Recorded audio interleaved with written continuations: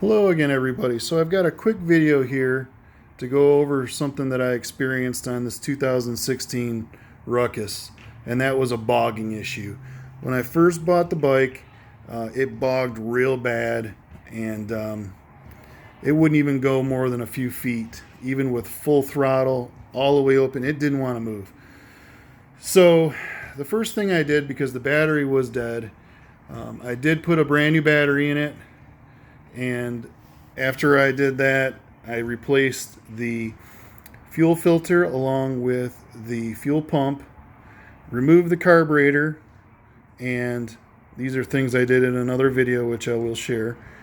Cleaned the carb out, replaced the jets, made sure everything was beautiful, drained the gas, there's no gas in it, put it all back together again, and the bike would go probably 15-20 miles an hour and it would still bog. I was like, what is the deal here? So I found a couple of things online after doing quite a bit of searching. One of them was to take the air filter out. So the air filter is on the other side of the bike. You remove the air filter, make sure that you reinstall it again, that it's going and it's installed perfectly so that it's not leaking any air, because that also will hurt you with the air fuel mixture. So that's got to be installed perfect, otherwise it's going to cause you a problem. And then the last thing is an ECM data reset.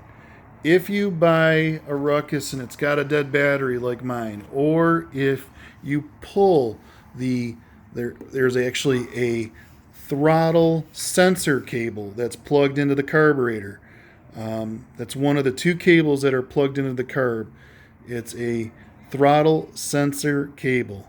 As soon as you unplug that, you got to do the ECM data reset. If you replace the battery, you got to do an ECM data reset. So keep in mind that you almost cause your own grief, because the first thing a lot of people do is they remove the carburetor, and when they remove the carburetor and they remove that throttle sensing cable, they don't even realize that what they're doing is they're causing a problem with the ECM by doing that. It's got to be reset. So the next question I'm sure you have is, well, how do you do the reset? And it's really easy. So after you put your new battery in there, get it all nice and charged, if you've removed the battery cover, you probably noticed this little plug sitting here. And why it's not plugged in anything? Well, that's actually how you do the ECM data reset. Is you stick a wire, you stick one part of the wire in here, the other part of the wire you stick it to the positive terminal. Don't touch your throttle. Make sure your throttle, you don't touch the hand throttle at all. Then you turn the bike on. After a second, you will see that the headlight is on. Pull the wire away. The headlight will turn off briefly, and then it'll turn back on again, and that's telling you that it's doing the data reset. Then you just leave the bike on for a few seconds, and all of a sudden you'll hear the fuel pump kick on, and you'll know that it's done. So again, just hook one end of the wire into this, the other end of the wire here, just keep them loose. Turn the bike on. After a second, the headlight's going to come on at first. After a second, pull the wire away. You'll watch the headlight go off and then back on again. And leaving the bike on at this point, then you'll hear the pump go on and everything else on. Then you'll know that the data reset's been completed. This must be done every time you replace the battery. So inadvertently, like I said, I caused my own grief, and probably most people do, is they remove that throttle sensor from the carburetor, and as soon as you do that, it messes up your ECM.